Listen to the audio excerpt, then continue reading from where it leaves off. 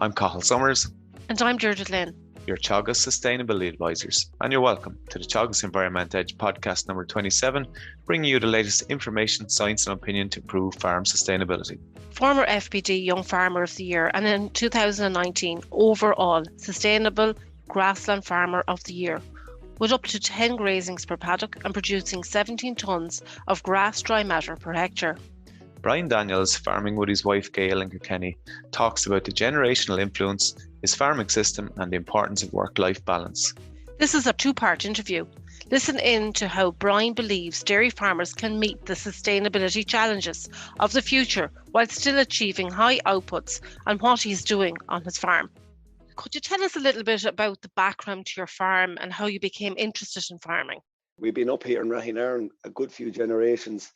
I'm the fifth generation of Daniels here to farm here, and the Daniels actually married into a family of deacons. So through family passed me down stories, we reckon I'm about ninth generation of a family line here. So we're around a good while. I suppose my own introduction into farming is, so look, it's the family farm. We grew up here in the yard, and I suppose from day one it was always kind of obvious I was going to go farming. Big interest in livestock. I'm sure I was my father's shadow for years, tagging around with him, doing jobs and in and out the parlour and various bits and bits. Typical childhood growing up on a farm. So had a brief notion that I was going to go into cabinet making at one stage, but I don't know, it's staying in a workshop day in, day out wouldn't have appealed to me. So yeah, farming naturally won out, and so look, I'm lucky with farming. I'm able to bring in all my hobbies then as well, so we can tip away at it. But yeah, I've been running the farm here now since the end of 2000, or since '99. I was actually in Cathal, and my father asked me one evening what did I want to do, and I said quite simply I wanted to manage a herd of cows, and he said, right, there you are, do as you wish. So at the age of 19, I was given full management of the farm. So yeah, it's slowly progressed out over the years. We worked into a family partnership. Brother farmed with us for a while. He's gone on his own different route now. Father retired. So today it's myself and Gail. And we have a family of a girl of 6 and a boy of 4 and a boy of 2. So a busy little place. But yeah, it's a real traditional family farm, so it is. Bryan, that's big responsibility for a 19-year-old taking over a dairy herd like that. And you're just recently out of Ag College as well. I came out of Ag College, I'd say only a year or two in front of you, back in the end of the 90s. And there's been a huge amount of change from the 90s up till now. Be it, have you noticed massive change, even the new buildings, the quotas going, all that kind of stuff? Or how did you find it, or how are you coping with it?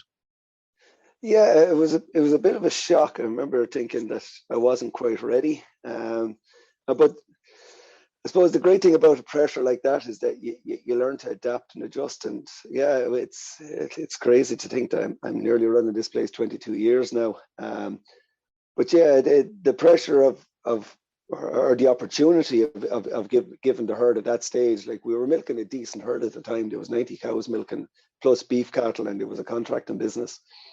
And yeah, I realized that I needed to upskill quick. I was still in Ag College. It was strange, like back then we had a brief class or two of grass measurement, and now everything we do is completely focused in on grass and our ability to grow grass and then harvest that grass and turn it into, be it either milk or beef. And so yeah, like when I was there first, we had just joined reps in '97. My father was fairly forward thinking that way. There was 90 cows. There was a decent herd of beef because my father had bought a good bit of ground. So like we kind of seen everything as I was growing up. There was new buildings going up. There was a new parlour built the year I came home. There was ground bought. There was machinery coming in and out and updating the whole time. And yeah, I joined the discussion group was the main things I done, and that was a huge help, getting experience of other farmers. And yeah, over the years the farm has slowly adapted and changed, and we've brought in new technology. And we've purchased land again since. We've been lucky that we've been able to add more ground to the farm. We've seen quotas come and go. And yeah, we've gone from a family farm managing just livestock to a family farm now where we have hired labor. And as I tell, we're lucky enough that we're involved with the diploma in dairy herd management with Moore Park. We get students through that course, and very good students, wonderful people, have had great luck and great experience with them. But as I tell them, the cows are the easy part. It's everything else. It's the labor, it's managing staff, it's managing rosters, the accounts, the banks, everything else. But I suppose really the last probably 6 to 8 years have seen a good bit of change, both personally on myself and on the farm, where our last year we milked 310 cows. We had 2 full-time staff members, and about 5 years ago we upgraded the milking parlour again, so there's a 44-point rotary out there now. And yeah, the last, like I said, 6 to 8 years, there's been a huge change on the farm. Everything's nicely bedded in now at this stage. We're running a 5-2 roster with our staff. I get a bit of time off. I'm slowly getting better at I'm learning to turn off and step away from the cows for various times throughout the year. So yeah, there's been a lot of changes that we've seen coming and going.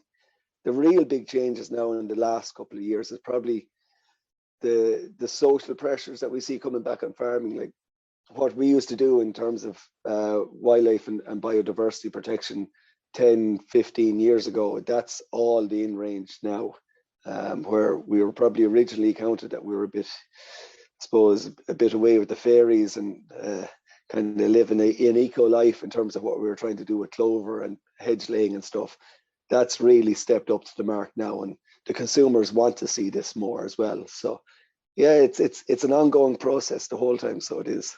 And just you're after growing the farm over the years, Bryan, and there's a lot of that going on the last couple of years for people who are maybe up in cow numbers. Do you have any advice to maybe farmers that are trying to grow herds or increase their farm, that would help them, I suppose, not make mistakes, or anything you might have come across? Yeah, I suppose most of my biggest lessons have actually been that we've probably pushed a little too hard or done something wrong. And there's no harm in that. Like my father says, Amanda never made a mistake, never made anything. So it's kind of fits in with that. But yeah, I suppose we made a couple of mistakes along the way.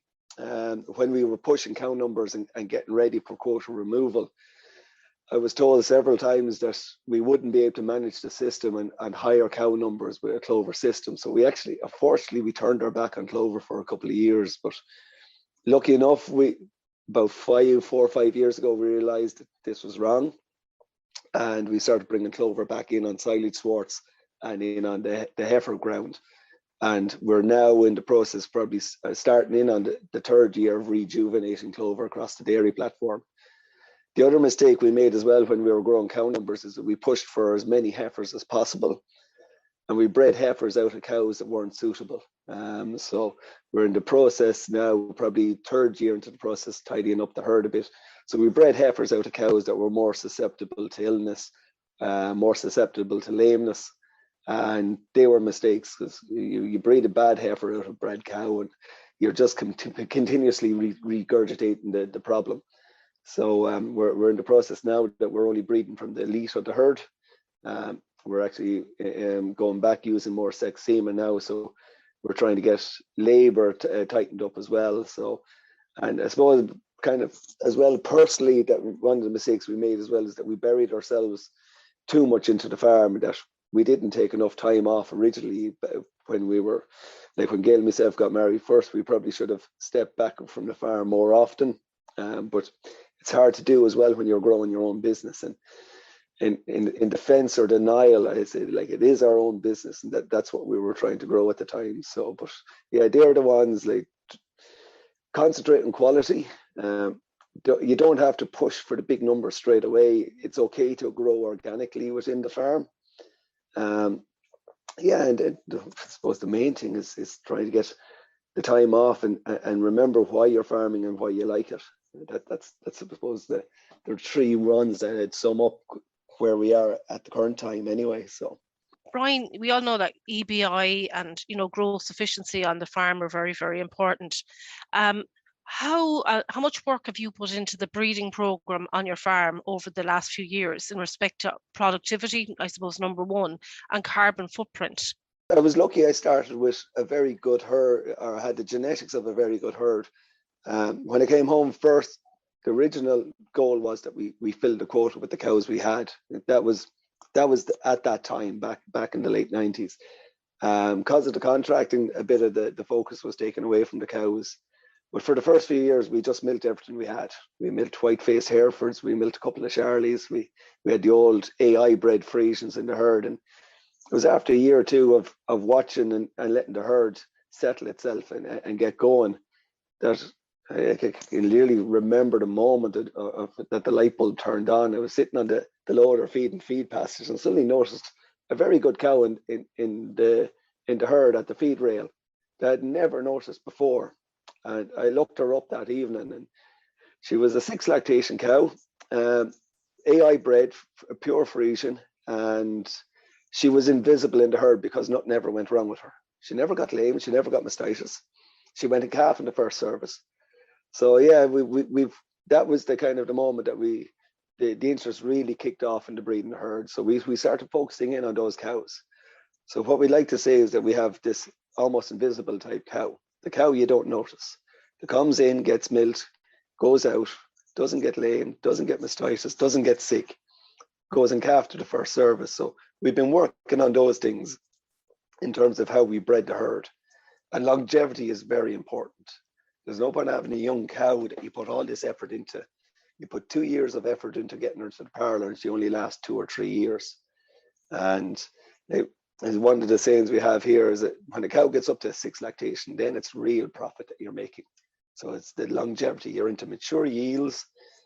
So that's what we're chasing. And we've focused a lot into pure Friesian breeding with high EBI. So we want real rich protein and fat milk. We work on our cell counts because if our cell count is low, we have less mastitis. If we have less mastitis, we're not using antibiotics. So it's that cycle. So that's what we're working on. Same with the lameness.